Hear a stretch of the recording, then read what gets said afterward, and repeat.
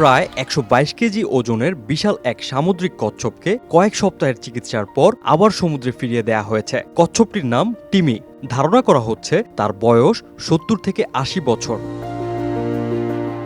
যুক্তরাষ্ট্রের ফ্লোরিডা অঙ্গরাজ্যের কি ওয়েস্টের ফোর্ট জ্যাকারি টেলর স্টেট পার্ক থেকে টিমিকে আটলান্টিক মহাসাগরে ছেড়ে দেওয়া হয়। তাকে বিদায় জানাতে সৈকতে জড়ো হন স্থানীয় বাসিন্দারা। ইউএস কোস্টগার্ড ও টার্টল হাসপাতালের কর্মকর্তারা তাকে সমুদ্রে পৌঁছে দেন। এত বয়স হলেও টিমি এখনো প্রজননক্ষম।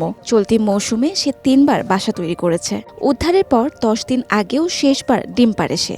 তবে টিমির মতো লগারহেড কচ্ছপ এখন হুমকির মুখে। মাছ ধরার জালে আটকে যাওয়া, বাসা তৈরির স্থান হারানো, নৌযানের ধাক্কা ও সমুদ্রের ময়লা আবর্জনা তাদের অস্তিত্বের জন্য বড় ঝুঁকি। কয়েক দশক ধরে সমুদ্রে টিকে থাকা কচ্ছপটিকে তার প্রাকৃতিক আবাসে ফিরিয়ে দেওয়া গুরুত্বপূর্ণ।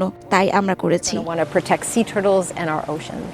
এর আগে ১৯ জুলাই সুগারলোফ কি থেকে প্রায় ৭ মাইল দক্ষিণে পানিতে বিপদগ্রস্ত অবস্থায় টিমিকে দেখতে পান একটি নৌযানের যাত্রীরা। পানিতে ভেসে থাকতে না পারায় খবর দেয়া হয় কোস্টগার্ডকে। পরে তাকে উদ্ধার করে নেওয়া হয় টার্টল হাসপাতালে।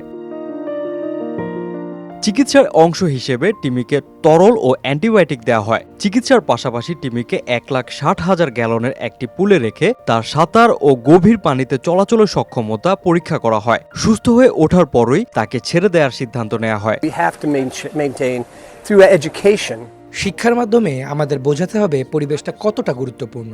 আজ যেসব শিশুরা সাগর পাড়ে ঘুরে বেড়াচ্ছে, মূলত তাদের ভবিষ্যতের কথা মাথায় রেখেই এই উদ্যোগ। টিমিকে মুক্ত করার ঘটনাটি তরুণ প্রজন্মকে পরিবেশ সংরক্ষণের গুরুত্ব বোঝানোর একটি সুযোগ তৈরি করেছে। দীর্ঘ জীবন পেরিয়ে আবার নিজের সমুদ্রের ঘরে ফিরল কচ্ছপ টিমি। আর তার এই ফিরে যাওয়া শুধু একটি কচ্ছপের মুক্তি নয়, বরং সামুদ্রিক প্রাণী ও পরিবেশ রক্ষারও এক গুরুত্বপূর্ণ বার্তা। Desk report, hello Bangladesh.